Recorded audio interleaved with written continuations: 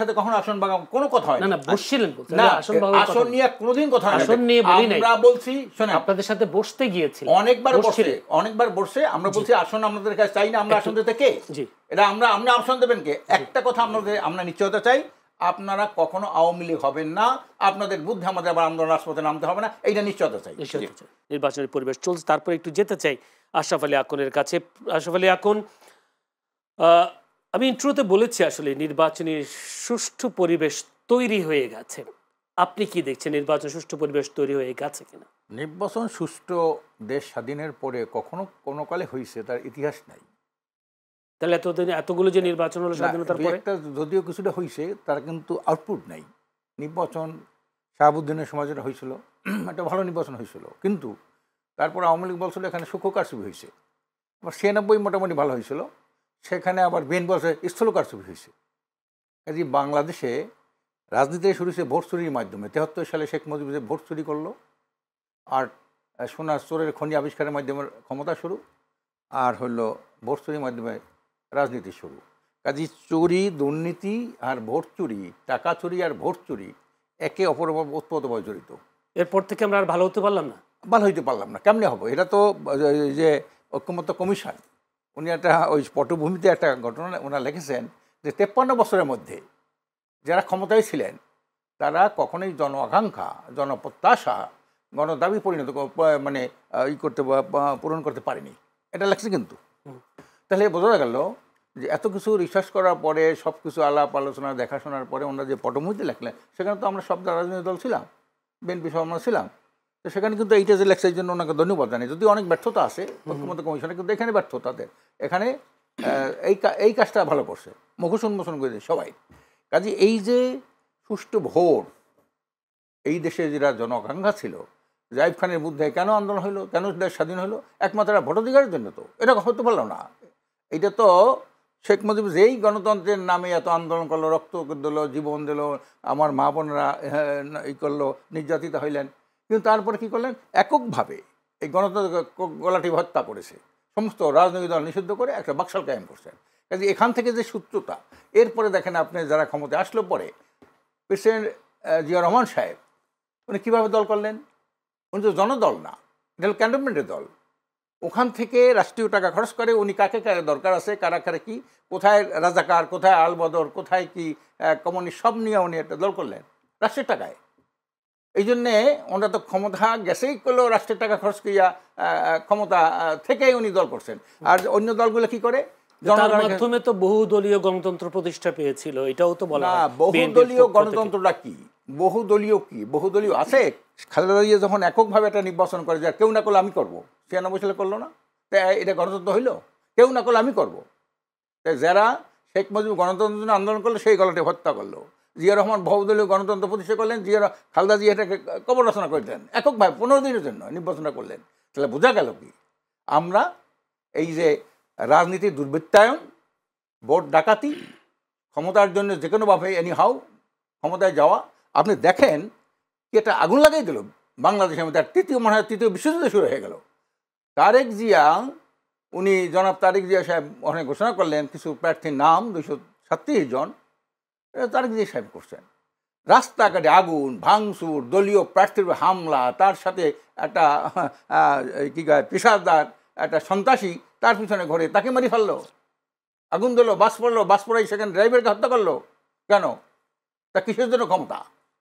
এই ক্ষমতাটা কিসের জন্য? এটা আপনি বলতে পারেন যে নির্বাচনটা কেমনে হবে? 99% এই সব সন্ত্রাসীদের ধরতে, অবৈধ অস্ত্র উদ্ধার করতে পারছেন?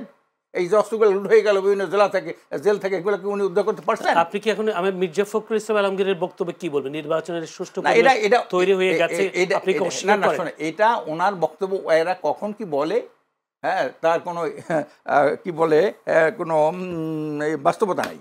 উনি বললেন যে এই জুলাই গণঅভ্যুত্থানে এখানে সরাসরি আমরা জড়িত নই, এটা ছাত্ররা করছেন, উনি জড়িত না।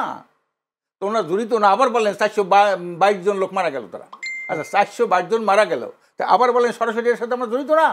তো এই কথা কেন বললেন? ওনার কথা কি ওই কথা আর এই কথা কি? ব্যাপারটা এমন কিনা যে তারা নির্বাচনী পরিবেশ সুষ্ঠু করার চেষ্টা করছে, আপনারা সেখানে ঝামেলা পাকাচ্ছেন। এটা সুষ্ঠু করছে ওনারাই তো। এই যে আভ্যন্তরীণ ওনাদের বিবাদ, এবং এখন দেখেন ওই যে আপনার কি কি বলে 37 জন না কতজন এই যে যাদেরকে তাদের দোষসঙ্গী ছিল সেইটা ঘোষণা করতেছে না, ওখানে বিপুল তারা বিদ্রোহ করতেছে, এক দলের বিরুদ্ধে আরেক দল এই করতেছে, তৃতীয় বিশ্বযুদ্ধ শুরু গেছে। আমি পরিষ্কার বলি এই বিশ্বযুদ্ধ, এই তৃতীয় বিশ্বযুদ্ধ তৈরির পেছনে আপনারা তো দায়ী আছেন। আমরা কেন দায়ী? আমরা কি জন্য দায়ী? আমরা কি জন্য দায়ী? ট্রেনে আছেন, আপনারা কি নির্বাচনের ট্রেনে উঠেছেন কিনা? নির্বাচন ট্রেনে যাত্রা তো শুরু হয়েছে। নির্বাচনী না, নির্বাচনের নামে নাটক করা, প্রহসন করা, জনগণের ভোটাধিকার হনন করা, এটা চরম বিরোধী আমরা। তার মানে আপনি কি নির্বাচনে অংশ নেবেন না? অবশ্যই নেব, কিন্তু ফ্রি ফেয়ার নির্বাচন না হলে, আমি ডক্টর ইউনূস সাহেবকে বলছি, সাক্ষাৎকারে বলছি যে আপনি যদি এইবারটা ফ্রি ফেয়ার নির্বাচন দিতে না পারেন তাহলে গণ অভ্যুত্থানের চেতনা ব্যর্থ হবে, তখন আপনার বিরুদ্ধে একটা গণ বিপ্লবের সূচনা হবে এবং সব কিছু এই যে প্রসারিত রাজনৈতিক আবর্জনা, জঙ্গল আবর্জনা, এগুলো ভেঙ্গে চুরমার করে দেওয়া হবে। তার মানে কি আগে থেকে আপনারা পরিকল্পনা নিয়েছেন নির্বাচন বানচাল করবেন? কেন বানচাল করব? বানচালের কথা এটা বলেন কেন আপনি? কোন জায়গায় কে বলছে বানচাল করবে? এটা আপনি বলেন কেন? এটা হলো বিএনপির কথা, আর এইটা হলো বিএনপির কথা, এইটা হলো বিএনপির কথা, আর এইটা র বিএনপিকে শিখিয়ে দিতেছে। আচ্ছা, এটা আসবো আপনার কাছে। কাজে এইটা আমরা কোনোদিন বলছি আমরা নির্বাচন আমরা ফ্রি ফেয়ার নির্বাচন চাই। আমরা কথাটা একটু শুনেন, ফ্রি ফেয়ার নির্বাচন চাই। বলেন প্রশ্ন, নির্বাচনের ট্রেনে তো নিশ্চয়ই আপনারা উঠেছেন, যাবেন নির্বাচন ট্রেনে, সেক্ষেত্রে আপনার আবার আন্দোলনও আছে। আন্দোলন আমরা মনে করি একটা বিপরীত বৈপরীত্য দেখেন না, একদিনে ভোট আর গণভোট, এইটা বিশ্বে কোথাও কখনো ঘটে নাই। এইটা কেন চায়? এই ভোটটা কিসের ভিত্তিতে হবে? গণভোট হলে পরে তখন জুলাই সনদটা স্বীকৃতি পায়, জনগণের একটা স্বীকৃতি আসে, সেইটা ছাড়া আপনি কিসের ভিত্তিতে ভোটটা করবেন? আপনি কিসের ভিত্তিতে করবেন? এটা করবেন কি? এই যেটা, এটাও তো একটা ষড়যন্ত্র অংশ, যে একদিনে ভোট এবং গণভোট, এটা ষড়যন্ত্র অংশ। সুষ্ঠু ফ্রি ফেয়ার নির্বাচন বানচাল করার জন্য এটা একটা ষড়যন্ত্র, এটা একটা ভারতের একটা কলাকৌশল, ভারতের একটা প্রেসক্রিপশন। এইটা বিএনপি বাস্তবায়ন করতেছে, আগে আওয়ামী লীগ পারে নাই। এখন এই যে ফখরুল ইসলাম আগে কি আগে কি বলছে, যে আওয়ামী লীগের একটা টোকা লাগতে পারবে না এবং আওয়ামী লীগ বলছে মামলা সব প্রত্যাহার করবো আমরা।